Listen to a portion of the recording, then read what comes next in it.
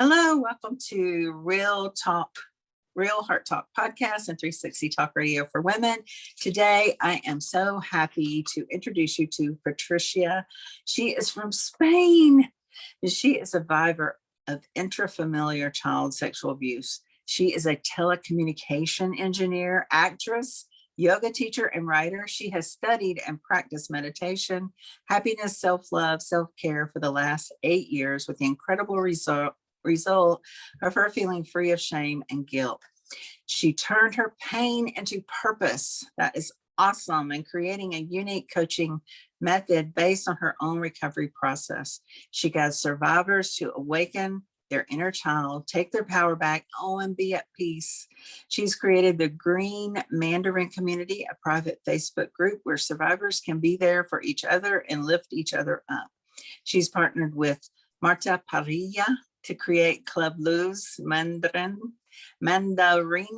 a place for survivors will benefit, from weekly activities, expert advice, as well as transformational events several times a year. She's writing her autobiography, which will be published soon, and she is breaking the taboo of child sexual abuse and putting survivors in a healing place in this world. This is so amazing. I'm so happy to have you with us, Patricia, and this is such a horrible trauma and abuse to have endured. So I want to congratulate you for your courage to come and be on the Real Heart Talk podcast and to share your story to help others see that there is a path forward, that they're not stuck where they are, and that they can grow and bloom and heal inside. And that is how we heal, right, from the inside out. So I'm so happy for you to be here today. Thank you, Pamela, for inviting me. I'm very happy and honored to be here today, too. Yes. So when we talk about your survivorship, I mean, how young were you when all this started? Oh, I cannot really say an age because it started soon. And for me, like early, I don't know exactly what age, but for me, when it was more clear is when I started becoming a woman. Yes. Then it became more, I could relate it more to sex then, not before that. Also, I have no knowledge. As a child, you have no knowledge about sex. And then I was abused by 3 people. One was a family member and others were friends with this family member. So the abuses perpetrated by the friend of this family member were what you would say a real sexual abuse, right? It was physical. There was no rape, but there was touching in different places. And so for me, those 2 events were, of course, life changing in a bad way, because I was not protected. I was even exposed to this. And I was asked to keep the silence. And then this family member continued abusing me until my adulthood. Wow. Yeah, it's I have a poem that I wrote that is called Entrenched in Blue, in Spanish is Azul Atrincherada, and it tells the story of how I escaped from one of the abuses while it was happening. And I slept between the sofa and a wall during the night to hide myself from the abuser. Oh. And she was drunk. So I think she thought I left the house because maybe I was 13 or something, 14. I don't remember. It was late at night. And I opened and closed the door for her to think that I left the house, and I hid myself between the wall and the couch. And next morning, the cleaning lady found me on the floor, and she wondered what happened. Of course, I didn't tell her anything. She gave me some milk and some cookies. And then I went to my house. I told the story, and basically I was asked to zip it. Mm.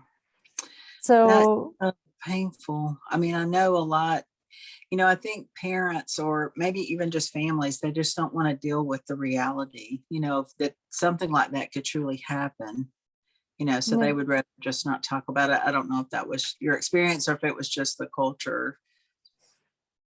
It was, at first there was a reaction like, I'm going to talk to this woman and tell her.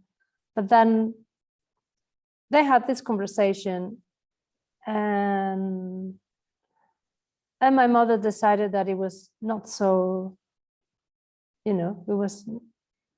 was just a confusion, a misunderstanding. And that's it. And I should not talk about it. So it was really, really hard. You feel betrayed, you feel abandoned, you feel like you're not worth it.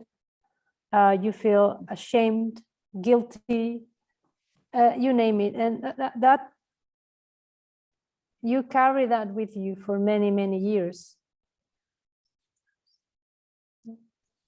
And I mean, I've been carrying this till very recently. I've been feeling that I am stupid, like, so I finished my degree. I moved to New York to study acting. I'm a yoga teacher. I'm a project manager. I'm a writer. But still, I thought like I was empty and unworthy until I did until I went to therapy, and I put into practice all these things that I talked about, like about self-care, self-love, and release the guilt and the anger. Oh, the anger was so mad. It was not anger, it was rage that I had inside when I realized what happened to me, because I kept silent and I kept it like, when you keep a big balloon under the water, then you push it and you push it and you pretend everything is fine and you keep going with your life. But one day when that exploded in my face, I could not deny it anymore. And I really had to go to therapy. I had really strong suicidal thoughts. I had to ask for help. And in that period, for 10 days, my friends were taking shifts to make sure that I was not committing suicide. Oh, bless you. So I'm very thankful and grateful to my friends that, that helped me. Yes. And it's thanks to them that I am here. I don't know if I would have done it, because when that strong thought came to my mind, I realized, maybe because of all the years of meditation that I've been doing, that wasn't real. So meditating does help you to differentiate what's real from unreal. So I think that saved me as well, because I realized, no, this is not you. And I asked for help. This is how That is the big key. That's big key, asking for help.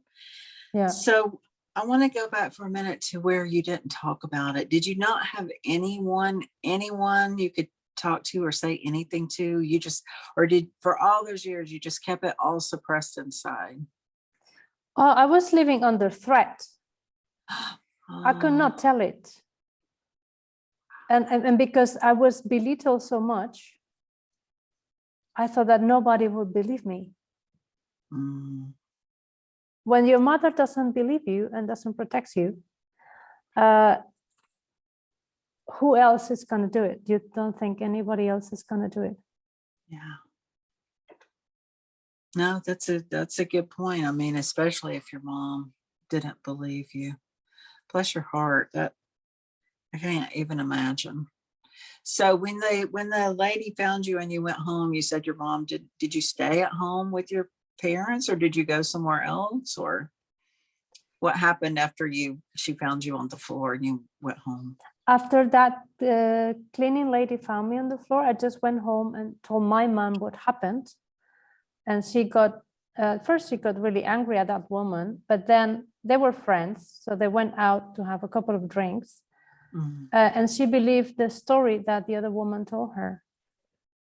She said that she had confused me with her boyfriend. So she confused like a 13 or 14-year-old with a man. Mm. That is so horrible. I'm so sorry that you had to go through that. Yeah. So that's I mean, but my mother chose to believe her and not talk about it, and keeping her as a friend, just to go out and have drinks now and then. So you stayed at the home. You stayed at home. Yeah. I didn't. So I kept living with my mother. Yeah. How old were you when you left? When you left there? When I left my mother's house, I was 23. I moved in with my boyfriend. Okay. And then at 32, I'd moved to the Netherlands. And putting distance, it does help you to realize certain things. Mm-hmm. And, you know, my mother had very good qualities, but also others that were not so good. And I realized that I have chosen partners that were not there for me, right? Mm-hmm. So they were, in a way, versions of my mother. Mm-hmm. And when you realize that, it's quite hard to swallow. Mm-hmm. And you need to really start taking care of yourself and give yourself everything that you thought you do not deserve. You have to give it to yourself. It's so important. You cannot expect someone to take care of you if you do not take care of yourself. If you sabotage yourself all the time, you cannot expect someone else to come and rescue you. Yeah. No, that's true. Self-love and self-care are very important. And I do talk a lot about that in my vision board. Of course, you know, what is your self-talk? It sounds like you had really good self-talk, and you had that survivor instinct inside, and you were like, you know, this is not going to keep me down. I am going to make it through this. So you're talking about you moved around and you left at 23. So when you started asking for help, was that when you left at the age of 23, or what age was that? At age of 23, I told my boyfriend, and we were very young. And I told him, and we hugged and we cried, and that's it. That's how far I could go, or we could go, with the knowledge we had. And I started talking about it at, I think, 35 or something, because I got really stressed at work.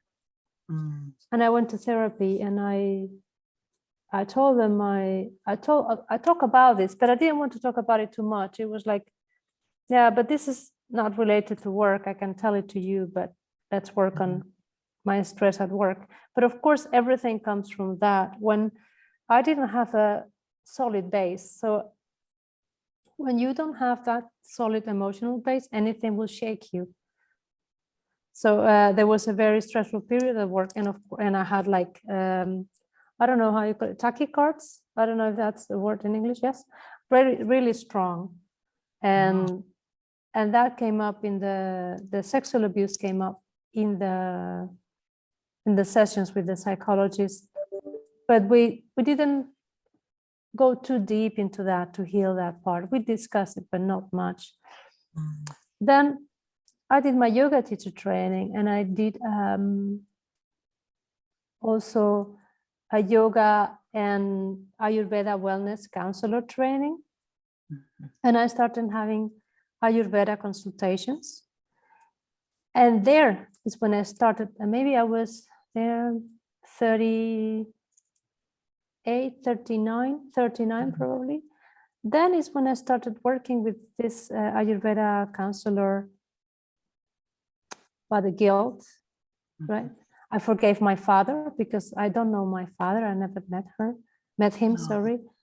I could not yet forgive my mother, but it was a big thing to forgive my father.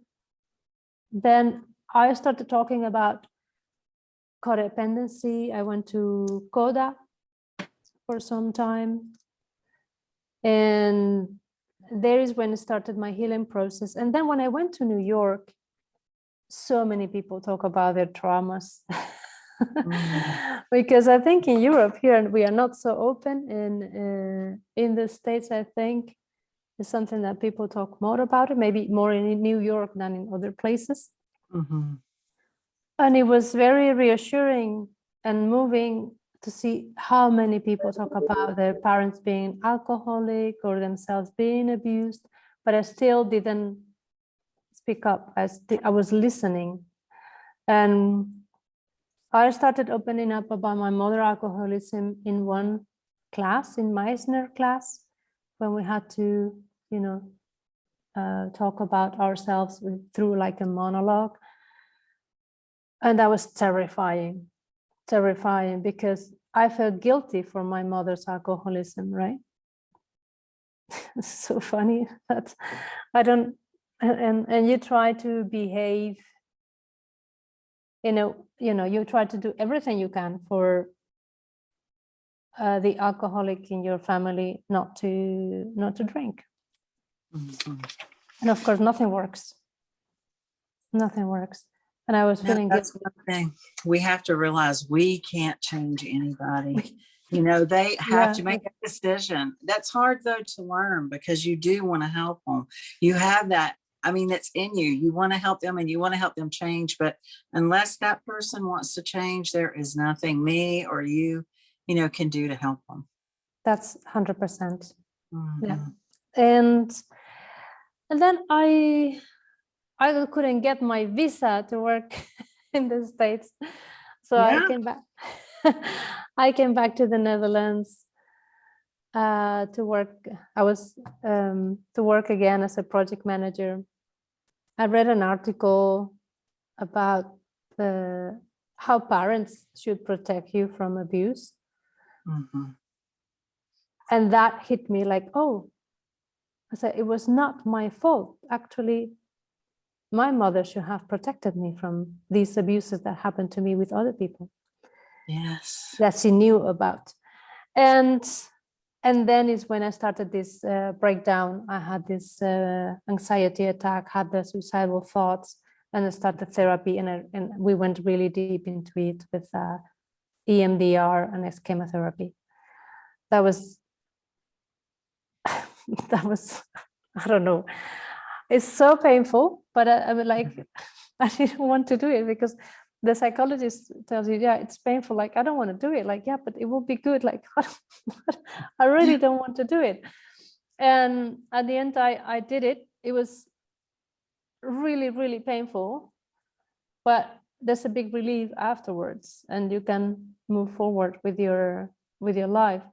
And of course, I kept putting into practice all the things I knew of self-care. And I had really, really good friends that supported me along the way, like incredible what they did for me. I also had friends that chose to turn their back on me. Because they knew the abuser and they had a good relationship with, and these are people who have been I have been friends with since kindergarten. And I had to stop, I had to quit that relationship because disengage, because it was really damaging to me. They told me things like, excuse me, I think you are the one that is unbalanced because you're the one going to the psychologist. Oh my goodness. Or why did you decide to destroy, and between brackets the name, like your abuser's life? Could you not be silenced?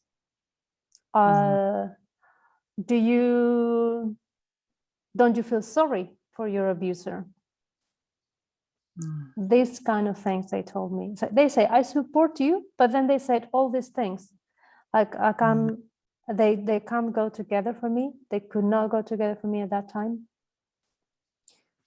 And So that was really painful, and I had to open up, and I had to tell all my friends and my family, because also have some kind of practical sense.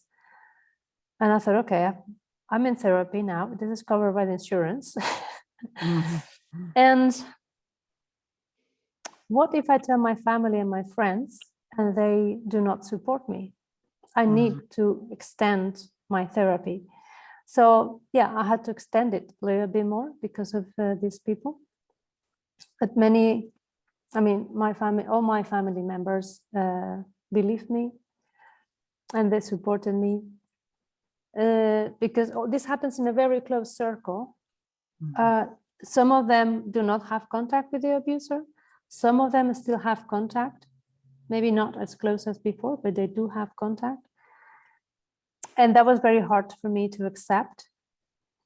But we came, let's say, to an agreement that they don't talk about each other, Right. they don't. So I have accepted that, otherwise I would lose even more people.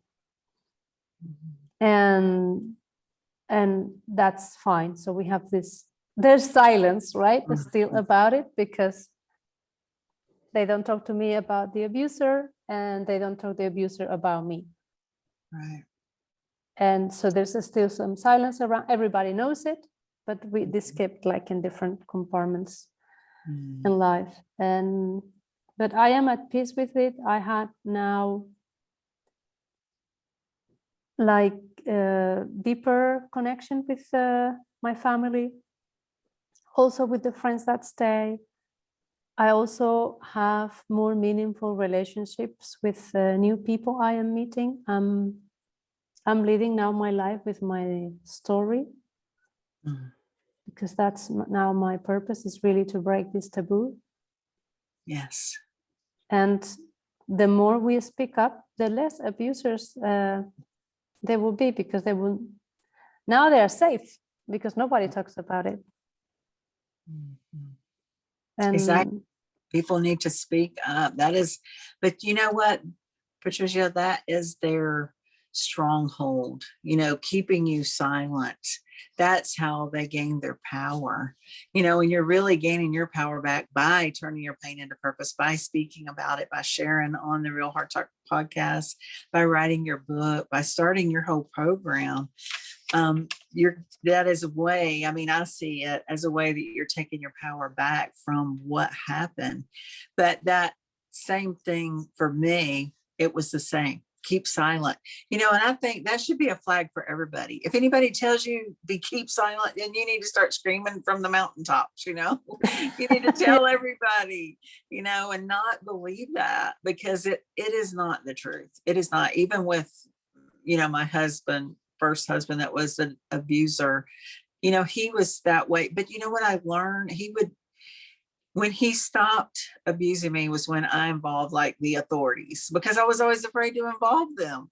So when I finally did that, I got the restraining order, I didn't know, that's when we could get away from each other. But yes, you're right. It's the silence that keeps you, bound in that torment.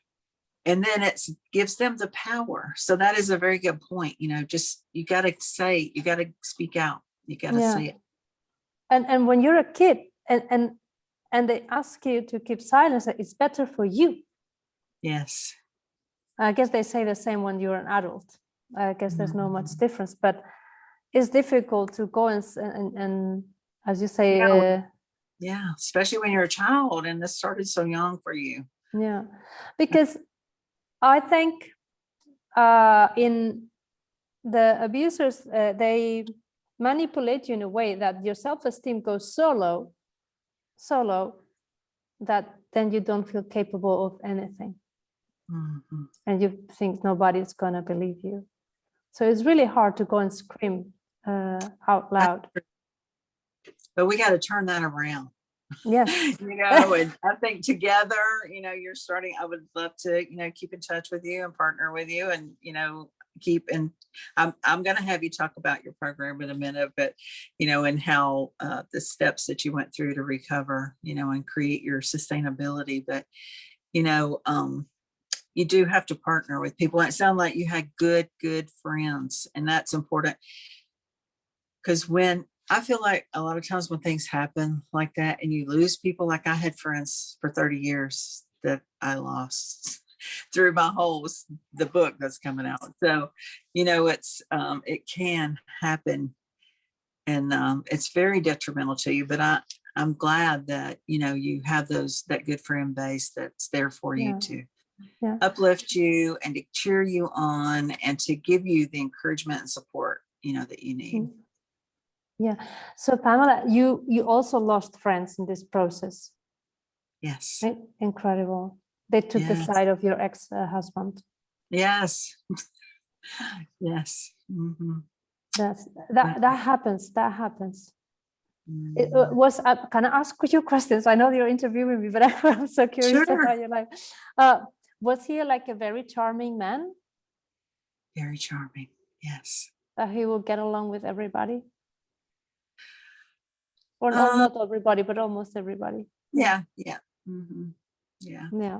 I think that is a big indicator. For us, I don't know. I mean, it's just something like I teach in my mindset and vision. You just have to be aware, increase your awareness and know your own self, know your strengths and weaknesses. That way, when things come your way, in the future, you can help, curb it or stop it or don't engage. We can make a difference.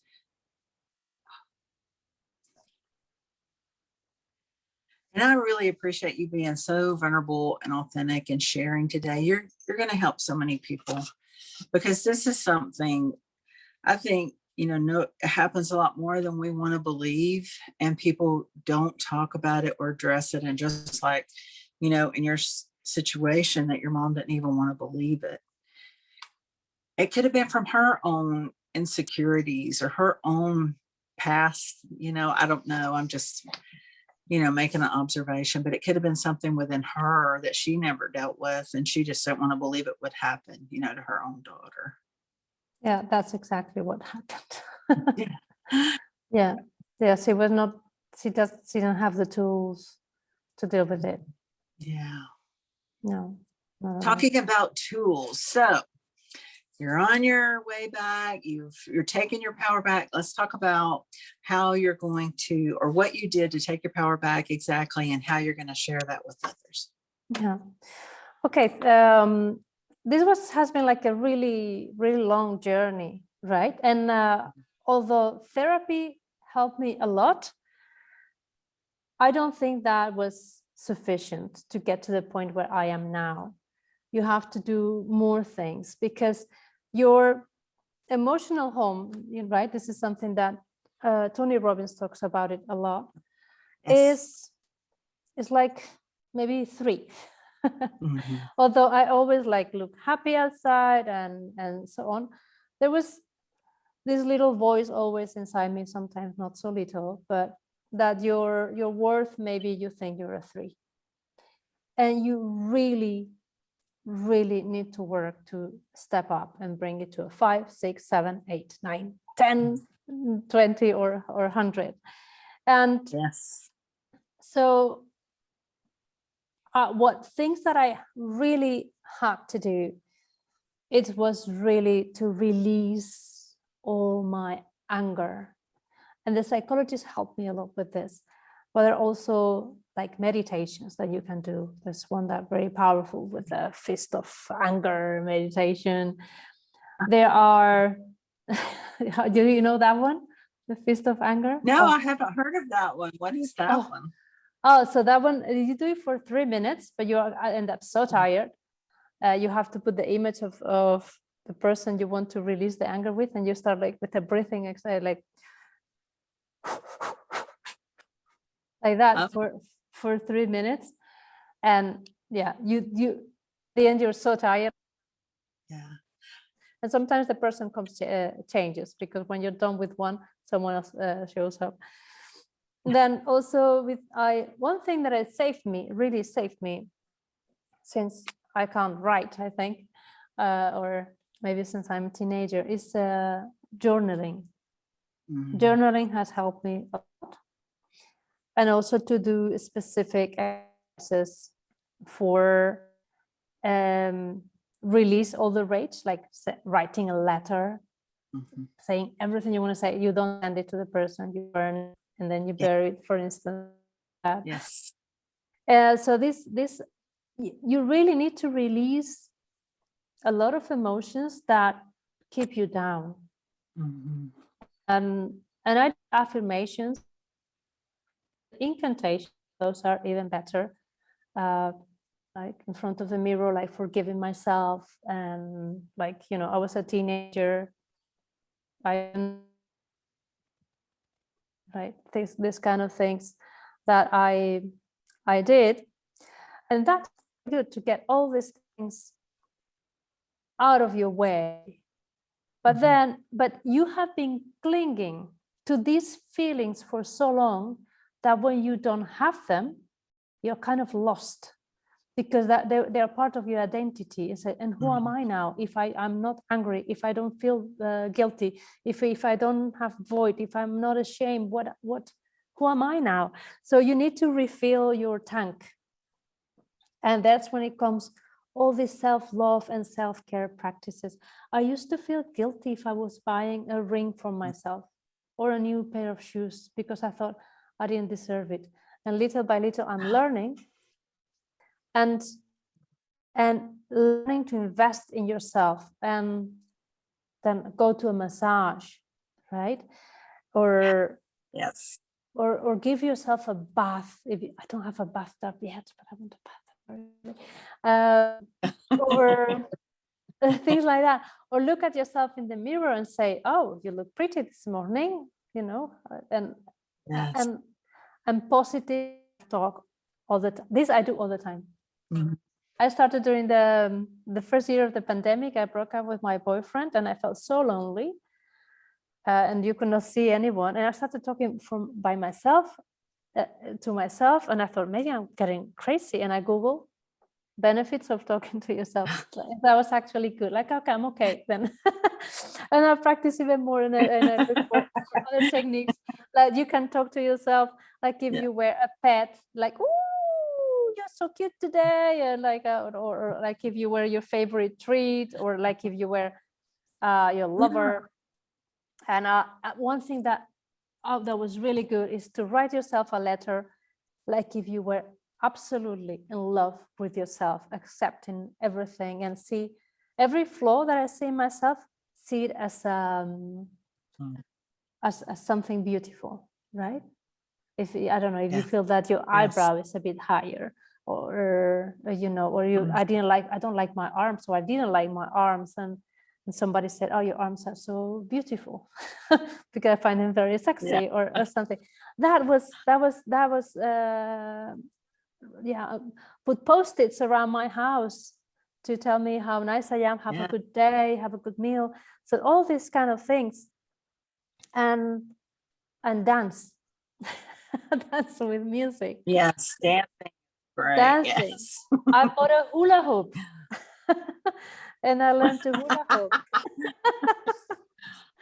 Yeah, that's fabulous. And then I said, I have to try new things. So I took a diving course. I'm PADI now, open water, have 45 dives. I'm doing now boxing, parkour, and things that keep me active, because when you're in your body and you keep active, your anxiety levels go down. Of course, I practice also breathing exercises to lower my anxiety, take cold showers. Singing also helps to lower the anxiety, all these things. And then the last thing is to replace your or you can do it, everything can be done together, but to replace your old beliefs with new beliefs. Yes, yes. And for that, after I did the UPW, this looks like a promotion, but it's not. I love UPW. I went for the first time. I think it was during COVID too, because it was the virtual one. So tell me. Yeah. So, and I broke the board, right? Breaking the beliefs. And I put there all the beliefs that I wanted to break and the new ones. I am a leader. I'm going to help 1 million people. Yes. I'm serving, and I am a leader in that sense that I'm breaking the taboo of child sexual abuse, and I'm helping people. I am a public speaker. All these things I believe that I could not do, I put them on the other side of the board because that's what I want to do. And it does work. Yes. It does work. And then you can rewrite your story and give it a different meaning. Yes. Yeah. I also hire a coach to be able to get where I am now. And I'll name him. His name is Perry Power. Why not? That's awesome. Yeah. He's awesome. And he's helped me also to bring me to this other level, right? To turn the pain into purpose. Yes. So I met him, I told him what I wanted to do, say, yes, of course you can do it. And I'm doing it now. And with this program, I will have one-to-one with learning all these things. But also it's not only this, it was like being there for the person every day on WhatsApp, emergency calls, weekly meetings to see the progress, where you are at, what are your challenges, what can I help with, and being there every day for 3 months. And if after 3 months you have the tools, you think go on, we are done. If not, we can continue, and we can talk about how to do things different. But there's this contact every day. So I do believe that 3 months will give a good set of tools to start. And then I have partnered with Marta Parrilla because she's exactly in the same journey. And she had so I started like Green Mandarin, and she started Luz Lavanda, and now we have put it together, and it's Luz Mandarina, right? That's great. Yeah, and what we are creating right now is, and that will be for the Spanish market. For my coaching program, I can do it in Spanish or English. Oh, great. But for Luz Mandarina, it will be specific for Spanish speaking, and that will be like a club where we will have, of course, we will invite experts to have talks. We will work on releasing all these emotions as well, and changing beliefs. But also we will have events, transformational events in life, in person, in group. And something I didn't mention, like acting has helped me so much to learn about emotions, how you can get in and out of an emotion, and how much our body, through our body, our senses, we can decide to be sad or happy. It's a matter of decision. And because you can be in character, crying, very sad. Your body doesn't know that it's fake, but then you have to really get out of. You really have to get out of that. If you've been crying for 2 or 3 hours, you feel it. Like if you've been like really crying, and then you really need to jump out of that state. So that's it. I want to, inspire people to be curious, to explore. This is why I'm also playing so much and trying different sports and things. And the ones that I don't like, I don't follow up. The ones I like, I follow up, because you create like new neurological pathways. Yes, it does. And it's fun. So this parkour thing is so much fun. I feel like I am 10 years old again. Well, you look fabulous. And I have to say, I love that what you're saying is you put it into practice.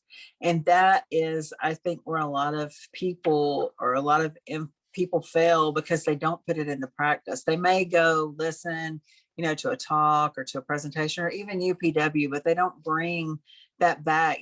Tony Robbins talks about how you can change your state, and you can.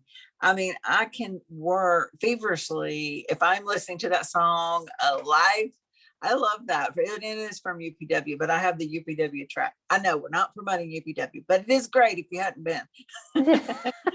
But it is, you can do that. And I was also thinking too, when you were talking about self-talk, that Louise Hay has a book, Mirror Works. And that is an awesome book to get back in touch with you and love yourself, love your inner child. And it's just a 21-day, program in the book to do that. But that's one thing that I did go through. Also, restart your heart, because I think when you've been through something like that, you do have to restart your heart, to embrace that genuine love again and just allow yourself. I mean, you have went through so many transformations. I can just see it and hear it in your voice, and you're definitely a witness and evidence that, people can move forward. They can survive. You survived and they can survive. They just have to seek out the help, seek out the genuine people that love them and care for them and will support them, through the journey. Yeah.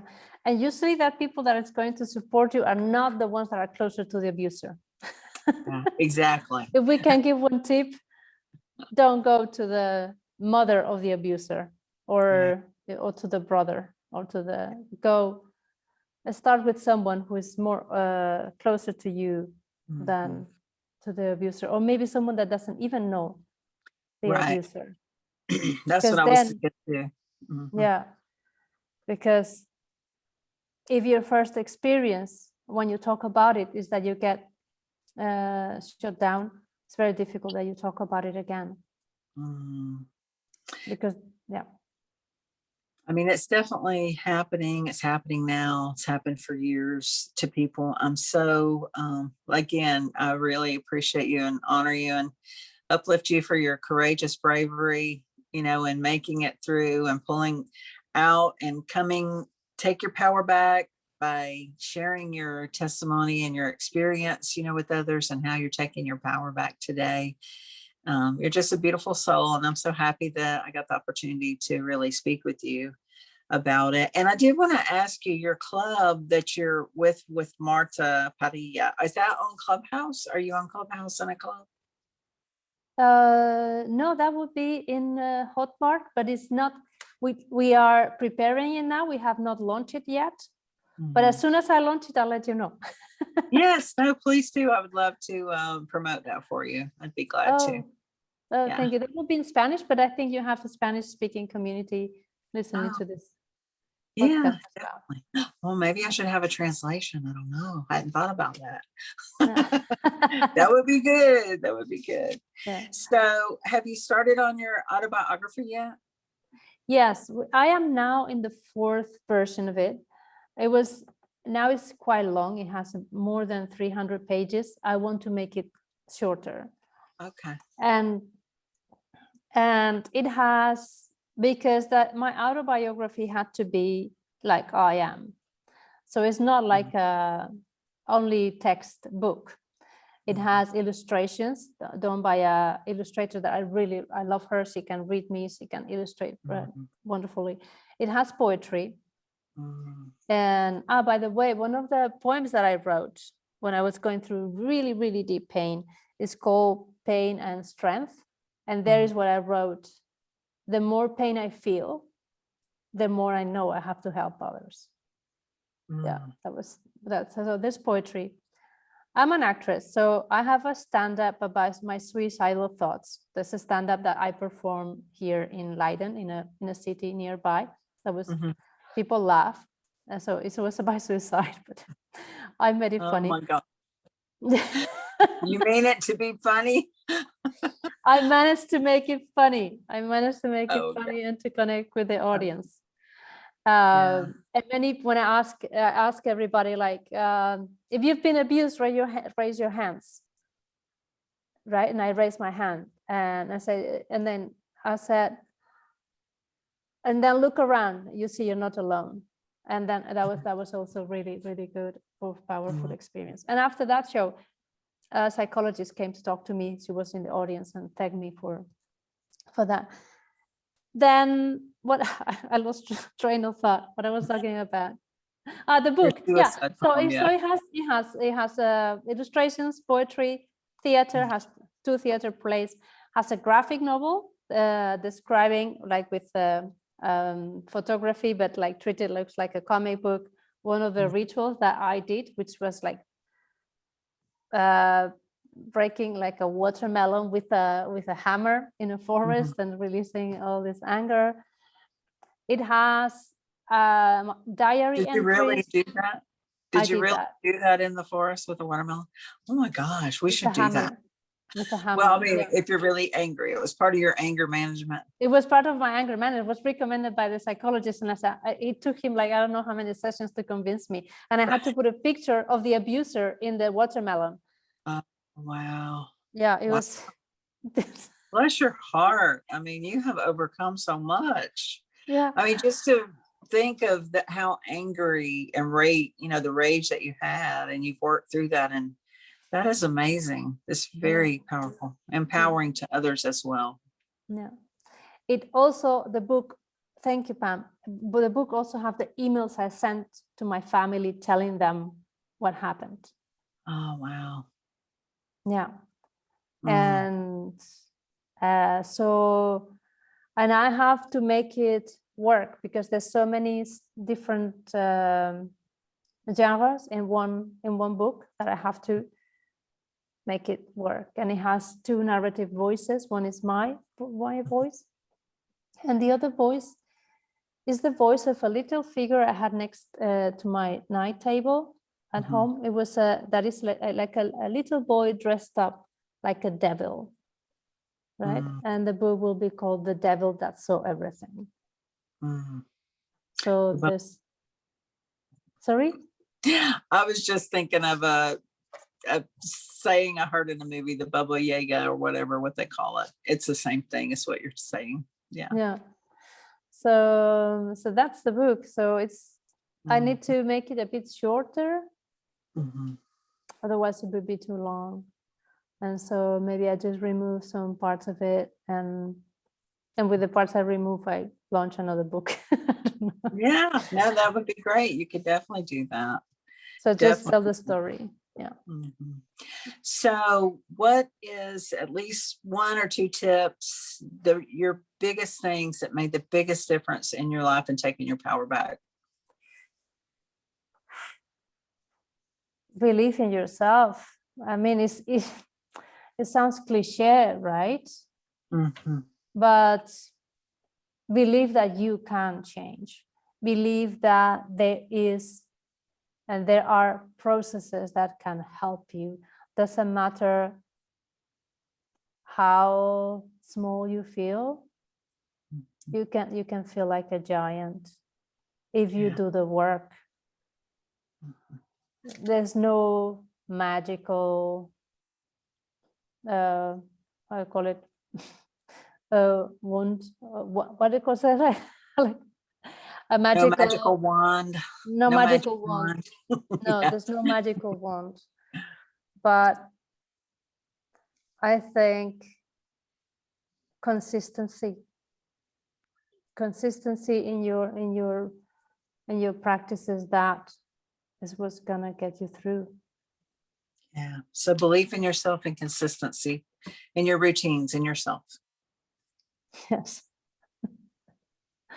Yeah. That's awesome. I mean, I can tell and I feel it. I felt your spirit. I've gotten chills while we've been talking, because I just feel the greatness that's coming from you, what you have overcame, how you've created, recreated your life and sustainable life, and how you're going to really help other people that are suffering in the same pain.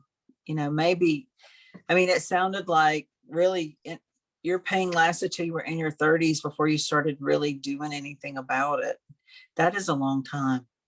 That's a really long time. And to have that rage inside, did you have any physical effects? I know we kind of keep trying to wrap it up, but I just think of questions, that I want to ask. Did you have any physical? Of course, the anxiety is very physical. Yeah. The moment I realized that I was abused for one specific type of abuse, I could not see myself naked. I could not touch my skin while I was taking a shower. I could not look down to see my breast in the shower because I would cry and crumble. I would have to wear like thick clothes so I could not see my body. I would ask my boyfriend to always have clothes on and not touch me. My body was shut down. I feel utter disgust from my own body. So that was very, very physical. Bless you. Yeah.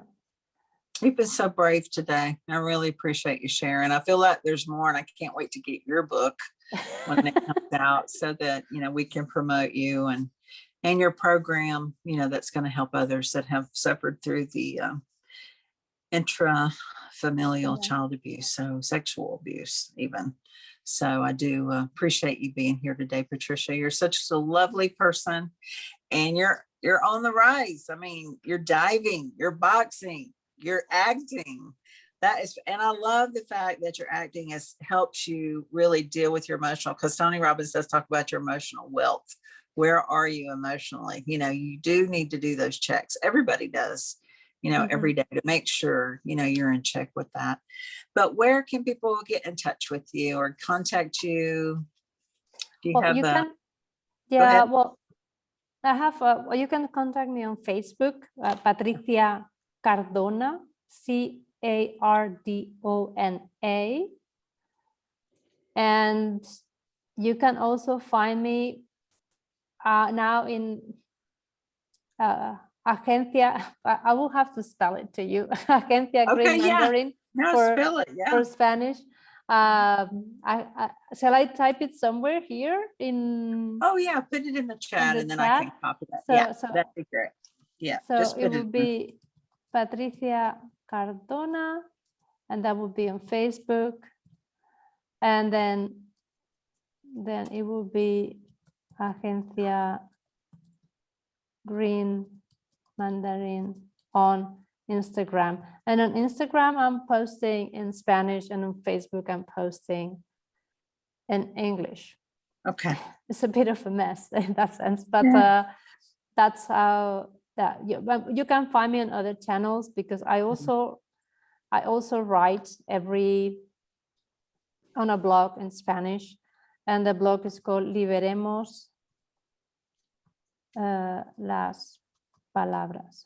Liberemos las palabras. That's a blog where I'm writing there poetry and short stories, and some of the stories are about abuse, and some of the poems as well. It's fabulous. Go ahead, sorry. No, I think this would be the three places where you can find me. I also have my actress page on Facebook, but yeah, I think this is enough. Yes, no, thank you for sharing. So Patricia Cardona on Facebook, and then I'll get the other ones off of Instagram. Let's see. So your Instagram is Agencia_Green_Mandarin on IG, and then I'll post your blog so people could connect with you as well. Yeah. So it's been lovely having you here today, Patricia. Again, I want to honor your vulnerability and your bravery and courageousness to share. And this is your first time, so I really appreciate that, being on the Real Heart Talk podcast and 360 Talk Radio for Women. And we air on Sunday at 7 for our 360 Talk Radio for Women. But I'll have the podcast posted this week. So happy once again. And thank you so much. Thank you, Pamela. Thank you very much. You made it very easy to talk to yourself. I can feel how you listen. You really listen from your heart. Yes. So I really appreciate that. Thanks. Yes, you're welcome. And thank you for saying that, because I do. I really feel people I feel what they feel. So I'm happy that we had our conversation and we're here, and that we can help others that are going through the same type of child sexual abuse. We want to stop it and we want to end it. And I'm excited that you have your Green Mandarin Community, which is a private Facebook group, and also your club that you are starting with Marta Padilla. So I will post about this as well. So thank you, all of our listeners from all over the globe, for listening to Real Heart Talk Podcast and 360 Talk Radio for Women. And please tune in for our next episode.